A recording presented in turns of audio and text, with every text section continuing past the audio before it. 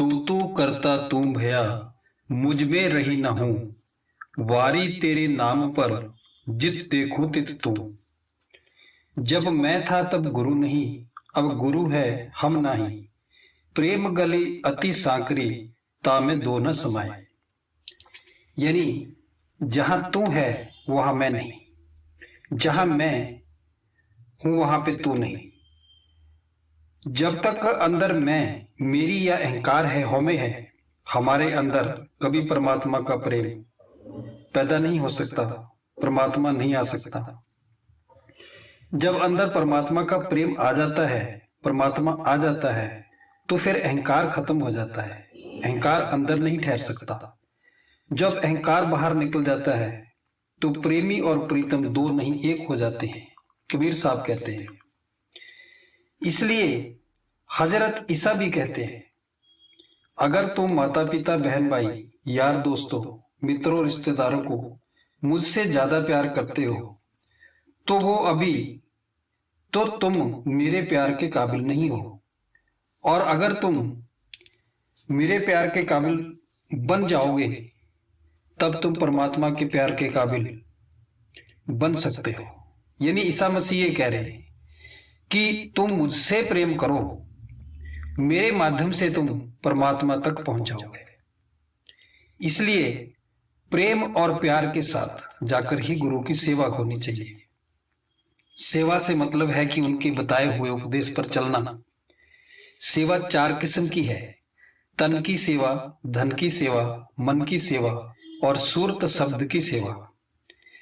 हम इस कदर अहंकार से भरे हुए हैं कि हम इंसान को इंसान ही नहीं समझते। हम जाति पाति, ऊंच नीच, अमीरी गरीबी के भेदभाव को लेकर बैठे हैं। मजहब का भेद है, बहुत सारे भेद है और इस कारण हम अहंकार से भरे हुए हैं। जब यह साध संगत के साथ मिलकर सेवा करता है तब इसके अंदर अपने आप नम्रता आती है, अजीजी आती है, प्रेम पैदा होता है। सेवा हमेशा प्यार के जरिए ही हो सकती है। प्यार के बिना सेवा किसी काम की नहीं। जब प्यार के साथ सेवा करते हैं तो हमारे अंदर खुद ही अपने आप ही नम्रता आ जाएगी। और प्यार के बगैर, नम्रता और अजीजी के बगैर सेवा में अहंकार आने का डर बना रहता है। हुकूमत करने को दिल चाहता है, लीडर बनने को दिल करता है। सेवा तो दूसरों को खुश करने के लिए की जाती है, दूसरों का रूप धारण करने के लिए नहीं की जाती। अपनी मान बढ़ाई के लिए भी सेवा नहीं की जाती। अपने अहंकार को ऊपर उठाने के लिए भी सेवा नहीं की जाती, बल्कि अहंकार को खत्म करने के लिए सेवा की जाती है। इसलिए हम साध संगत की तन के द्वारा सेवा करते हैं। धन की सेवा, हर कोई धन की सेवा नहीं कर सकता। जिसके पास धन होगा वही तो धन की सेवा कर सकता है। फालतू धन हमें विषय विकारों में फंसाता है, इंद्रियों के भोगों की तरफ खींच कर ले जाता है, दुनिया की मान बढ़ाई में फंसा देता है। हम हमेशा अपने नाम की दुनिया में बढ़ाई करना चाहते हैं, ढिंढोरा पीटना चाहते हैं।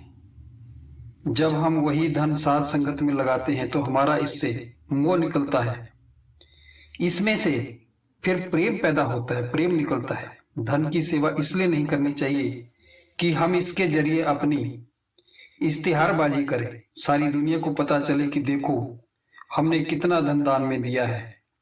साध संगत में खर्च रहे हैं, कोई अपने नाम पर स्कूल खोल रहा है, कोई अपने नाम पर कॉलेज खोल रहा है।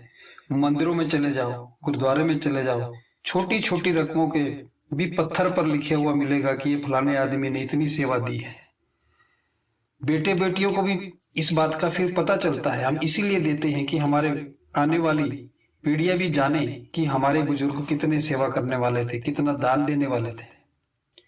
मंदिर मस्जिद की सेवा तो ठीक है, लेकिन इस सेवा का फिर बखान नहीं होना चाहिए। ऐसी सेवा का कोई फायदा नहीं। इसलिए महात्मा कहते हैं, अगर दायां हाथ दान देता है तो बाएं हाथ को पता नहीं चलना चाहिए। यानी धन की सेवा में दुनिया की मान बढ़ाई नहीं आनी चाहिए, नम्रता आनी चाहिए, अजीजी आनी चाहिए। जब हम उस परमात्मा की बख्शी हुई दौलत को उसी की समझकर नम्रता और प्रेम से उसकी संगत में खर्च कर देते हैं, तब हमारी कमाई सफल हो जाती है। मन विषय विकारों में से फिर निकल जाता है, हम बीमारियों और मुकदमों से भी बच जाते हैं। सतगुरु की हम खुशी भी प्राप्त करते हैं। मन की सेवा क्या है? सतगुरु की बताई हुई युक्ति के मुताबिक सिमरन और ध्यान करिए। मन को दुनिया और शरीर के 9 दरवाजों से निकालकर त्रिकुटी में इकट्ठा करो। हमेशा सत्संग के उसूलों पर चलो। मन को नशीले पदार्थों से दूर रखो, विषय विकारों से दूर रखो और मजहबों के या जाति के झगड़ों में मत फंसने दो।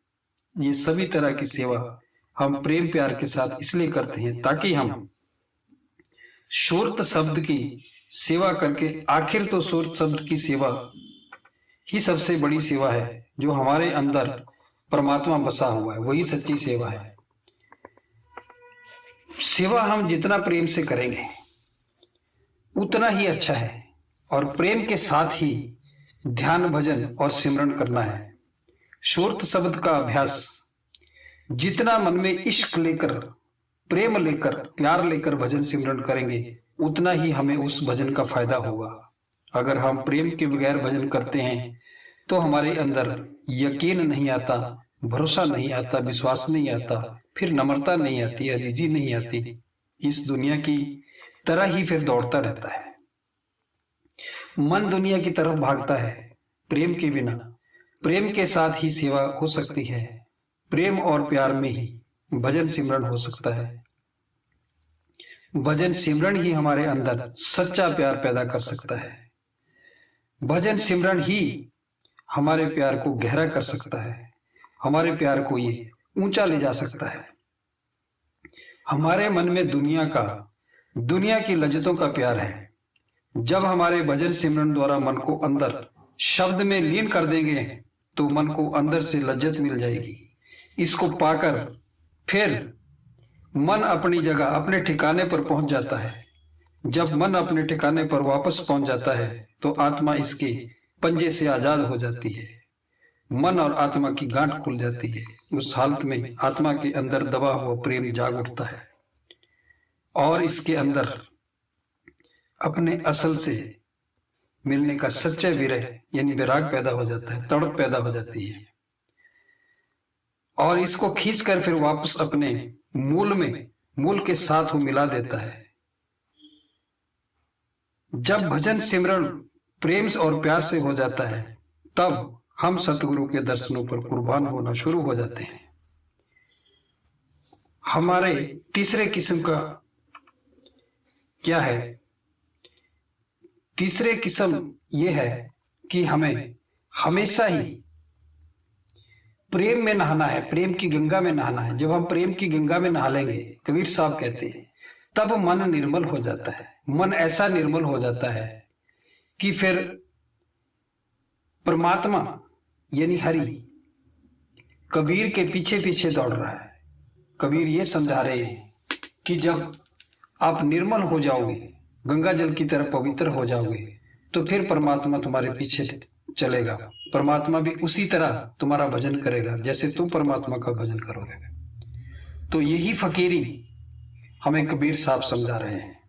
इसी से हम आगे बढ़ सकते हैं और अपने इस जीवन का फायदा उठा सकते हैं।